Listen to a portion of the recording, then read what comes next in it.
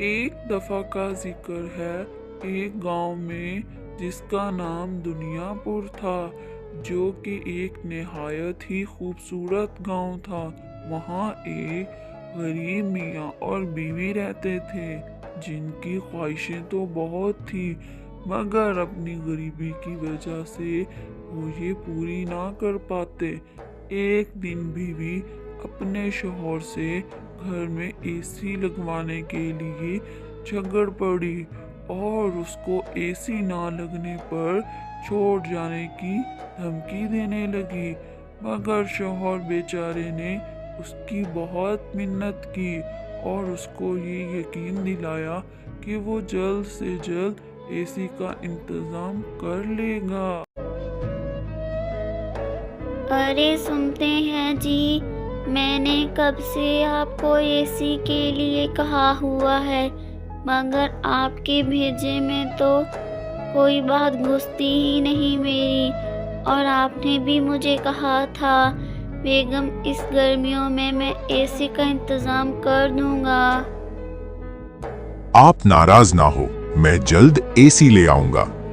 دراصل میں بہت زیادہ غریب ہوں، اگر میں غریب نہ ہوتا تو آج ہی اے سی لے آتا۔ مجھے تھوڑا سا ٹائم دو، میں کوشش کرتا ہوں جلد ہی لے آؤں گا۔ ارے مجھے کچھ نہیں پتا، میں نہیں جانتی کہ آپ کب لائیں گے۔ میں آپ کو صرف اور صرف 2 دن کا ٹائم دیتی ہوں۔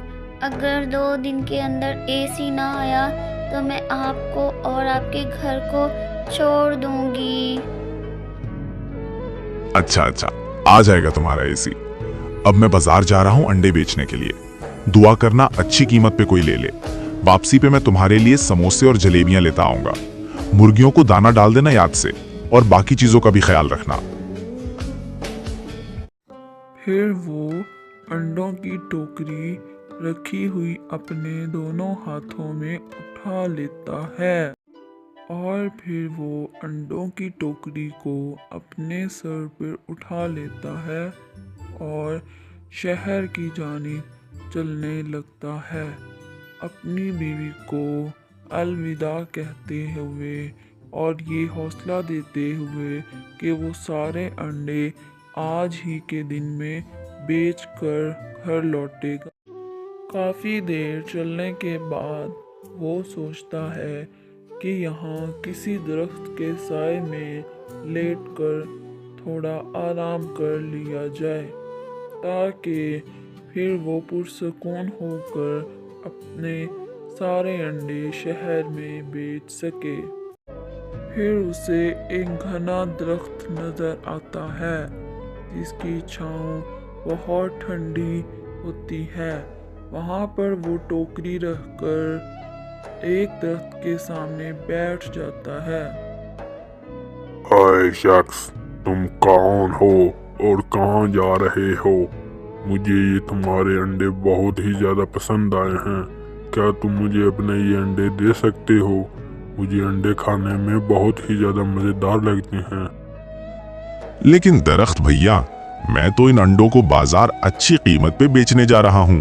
اگر آپ مانگ رہے ہو تو آپ رکھ لو، میرے پاس بہت مرغیاں ہیں، میں کل انڈوں کو بیچ لوں گا۔ اصل میں ایک سونے کا آم ہوں، اور میں اس طرح سے ایک پیڑ بن کے لوگوں کو دیکھتا ہوں۔ جو بھی رحم دل اور اچھا انسان ہوتا ہے اس کو میں 2 آم دیتا ہوں سونے کے۔ اب تمہیں بھی آم ملیں گے۔ ابھی میں جیسے ہی اپنا رنگ بدلوں گا 2 آم اٹھا لینا اور لے جانا۔ بہت بہت شکریہ درخت بھیا، میں آپ کا احسان کبھی بھی نہیں بھولوں گا۔ اب مجھے اجازت دیں، میں چلتا ہوں، بہت دیر ہو جائے گی جاتے جاتے، میری بیوی گھر اکیلی ہے۔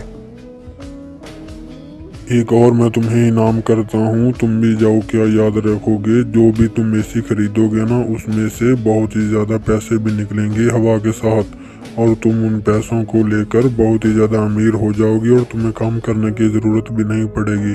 لیکن اس اے سی کو صرف دن میں استعمال کرنا، رات پر استعمال کرنے سے وہ غائب ہو جائے گا۔ پھر وہ سونے کے آم لے کے اے سی خریدنے کے لیے شہر کا رخ کرتا ہے، تاکہ وہ آم دے کے अपनी बीवी के लिए एसी खरीद सके। फिर वो जैसे ही एसी खरीदता है उसे बहुत खुशी होती है कि उसने अपनी बेगम की ख्वाहिश को पूरा कर दिया। अब वो एसी को सर पर उठाए अपने घर की तरफ चलता है ताकि बेगम को सरप्राइज दे सके। जैसे ही उसकी बीवी एसी को देखती है वो हैरान और परेशान हो जाती है कि इतनी जल्दी इसके पास इतने पैसे कहाँ से आए। अरे सुनते हो जी, मैं पूछ रही हूँ इतनी जल्दी ये एसी कहाँ से आया और आपको इतने ज़्यादा पैसे किसने दिए? कहीं किसी की घर चोरी या डाका तो नहीं डाला? मुझे सच सच बताओ, इतनी जल्दी रकम कहाँ से आई? अरे ये एक दरख्त ने मुझे सोने के मैंगो दिए थे, इनको बेचकर मैं एसी ले आया हूँ। और उसने कहा था एसी सिर्फ दिन में इस्तेमाल करना है, रात को इस्तेमाल नहीं करना। और उसने कहा था एसी से पैसे भी निकलेंगे। अरे वाह, ये तो चमत्कार हो गया। आपने तो मुझे आज एक खुशी के साथ साथ डबल खुशी दी है कि अब एसी की ठंडी हवाएं भी लेंगे और उसके साथ साथ पैसे भी निकलेंगे। अरे वाह। फिर वो दोनों मियाँ बीवी एसी की ठंडी हवाओं में सो जाते हैं और उनको ये ख्याल ही नहीं रहता कि इसको रात के वक्त बंद करना था।